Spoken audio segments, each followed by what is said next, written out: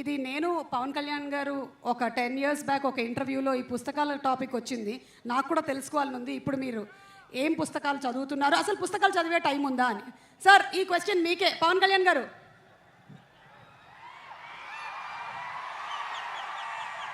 పుస్తకాలు చదువుతాను.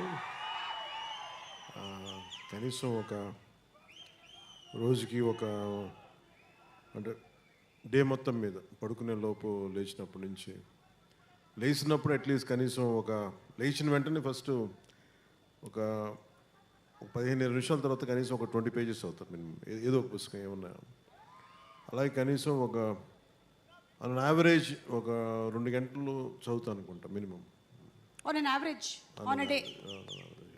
వావ్, ఇంత బిజీగా ఉండేటువంటి మీరే ఇలా చదువుతున్నారంటే మేము ఇంకెంత చదవాలని ఆలోచిస్తున్నాం, నేను, రాసి, లీలా. అండ్ అలాగే పవన్ కళ్యాణ్ గారు, ఇంకొక క్వశ్చన్ ఫ్రమ్ ద ఫ్యాన్స్. అప్పట్లో మీ ప్యాషన్ బైక్స్ అన్నారు. అప్పట్లో అంటే ఎప్పుడు 1940s 60s? ఒక 9 ఏళ్ల క్రితం మీతో పాటు నేను ఇంటర్వ్యూ చేసి. మీరు ఎలా మాట్లాడుతున్నారంటే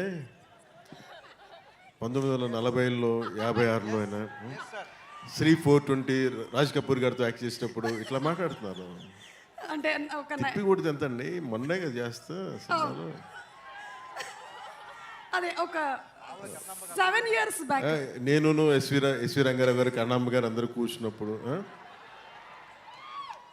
కాదండి, ఎన్టీ రామారావు గారు నేను కలిసి అట్లా కాదు. ఇది చాలు మాకు, ఇది చాలు, చెప్పండి. ఇది చాలు. ఇప్పుడు మీ ప్యాషన్ ఏంటో చెప్పండి. ప్యాషన్ అంటే దేనికి సంబంధించి? అంటే those days you said that your passion was bikes. So those days in the sense 7 years back when I asked you in the interview. But ఇప్పుడు మీకు ఉండేటువంటి ఈ బిజీ స్కెడ్యూల్స్ ప్రకారం అది బిఫోర్ క్రిస్టియన్ ఎరా. Tell me. ఇప్పుడు నా passion అంటారా?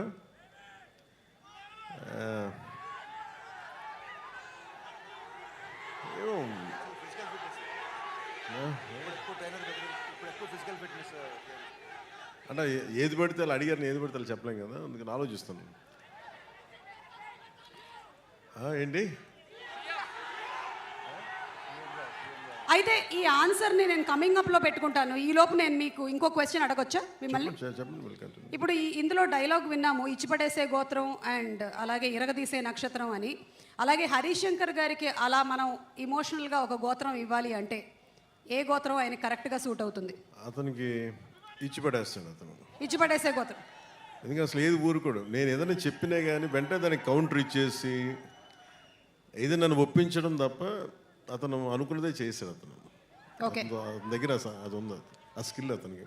అందుకే నేను డ్యాన్స్ చేయను అని మెంటలీ ప్రిపేర్ అయినా అసలు నా చేత కూర్చోబెట్టి సాంగ్ చేయించి నా జీవితంలో నేను డ్యాన్స్ చేయగలనా లేదా నాకే సందేహాలు ఉన్నప్పుడు కూర్చోబెట్టి సెట్లో లాక్కొచ్చి స్టెప్స్ వేయిస్తూ ఉండే. వాళ్ళందరూ చూస్తూ ఉండేవాడు. నేను కూడా ఎలా వేయాలి నాకు అర్థమయ్యేది కాదు. ఏదో మా వాళ్ళందరూ కోప్పడితే డ్యాన్స్ అయిపోతున్న భయంతో చేస్తాను డ్యాన్స్. ఖచ్చితంగా ఒక మాట అంటే ఉంచుకోడు, ఒంటి మీద ఇచ్చేయాల్సిందే.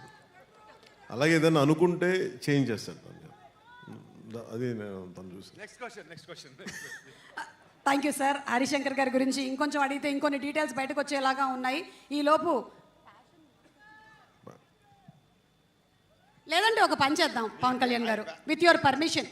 మీరు చెప్పినటువంటి ఆ డాన్స్ ఉంది కదా, అది ఎంత వైరల్ అయిందో మీకు మాకు మనందరికీ తెలుసు కాబట్టి దాన్ని ఫ్యాన్స్ ఎలా రీక్రియేట్ చేశారో ఒక్కసారి చూద్దాము. Let's have the video please.